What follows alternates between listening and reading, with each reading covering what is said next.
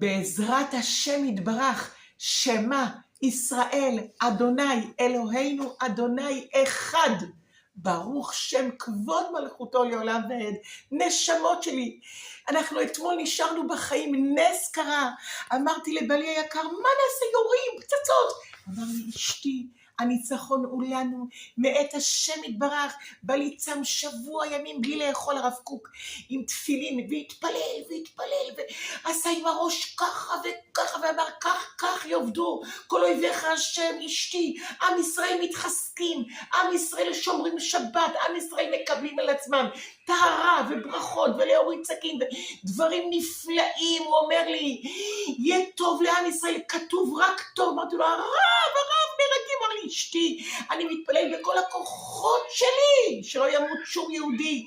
והטילים נפלו אתמול, ואיזה בומבות היו, ובניסי ניסים עם ישראל חי, בניסי ניסים לא קרה ולא יקרה.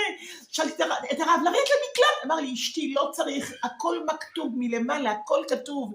אמרתי לאשתי, לבעלי ללכת לממ"ד. אמר לי, אשתי, אין צורך, אני שבוע שלהם, אני צם, אני נלחם בשמיים, והשם מחייך אלינו, השם אוהב אותנו ומעלה בעלי תשובה וגאולה וחג. הכי יפה בעולם יהיה לנו. נשמות שלי, לא לפחד, להאמין בו, הוא גדול, להתראות.